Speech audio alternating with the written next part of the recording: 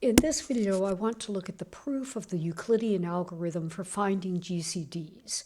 And the usual statement of the Euclidean algorithm for finding GCDs is in the form of this theorem, that if n and k are natural numbers with n bigger than k, then the GCD of n and k is equal to the GCD of k and r, where n is equal to q times k plus r from the division algorithm. So what that means is that r is strictly less than k and bigger than or equal to 0. And essentially, this basically says that we can find GCDs without factoring. But I want to prove this statement, and I'll give you a video that, that explains how you actually use this for finding GCDs as a follow-up to this particular video. So how are we going to prove this? Well, the first thing is I'm going to let myself have some notation. I'm going to let D1 be the GCD of n and k, and I will let D2 be the GCD of k and r, and that r is from the division algorithm, so we know that n is equal to q times k plus r, where r is strictly less than k and bigger than or equal to 0 from the division algorithm. So now what I need to do is I need to think about what the basic strategy is going to be. I need to show that D1 and D2 are the same number. And one way of doing that is that we will show that first of all, D1 is less than or equal to D2, and then we will show that D1 is bigger than or equal to D2. And these two facts together, of course, are going to say that D1 is equal to D2. So let's get started as follows. Step 1. I want to show that D1 is less than or equal to D2. And here's how I'm going to go about doing that.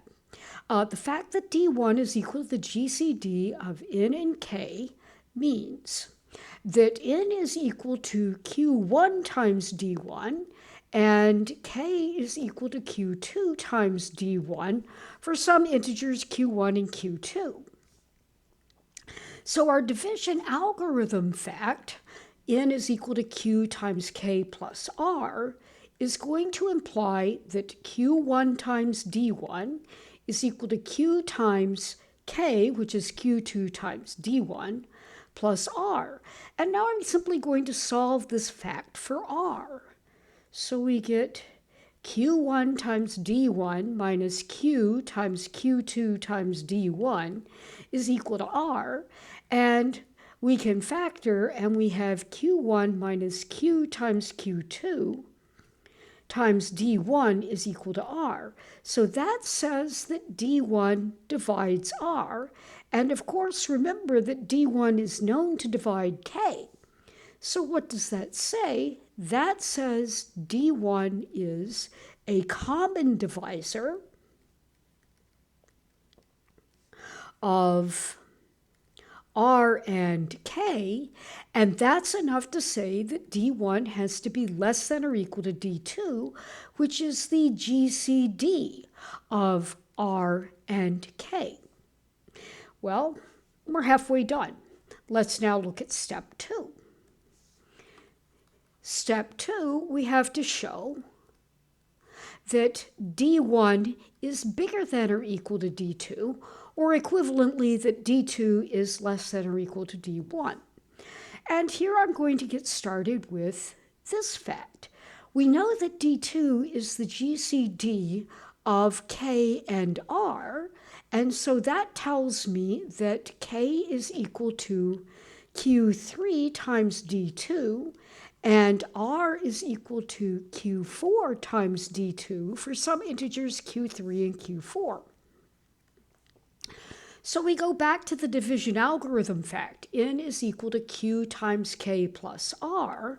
That will now be rewritten as n is equal to q times k, but k is Q3 times D2 plus R, but R is equal to Q4 times D2. Well, we have N is equal to Q times Q3 plus Q4 times D2. That says D2 divides N. But recall that we also know that D2 divides K. So D2 is a common divisor of N and K, and that's enough to say that D2 has to be less than or equal to D1, which is the greatest common divisor of N and K. So what we've now got is we have D1 is less than or equal to D2 from step 1, and we have D1 is bigger than or equal to D2 from step 2, and those two things together say that D1 and D2 are exactly the same thing. So that says D1, which is the GCD of N and K, is going to be equal to G2, which is going to be equal to D2, which is the GCD of K and R, and we are done.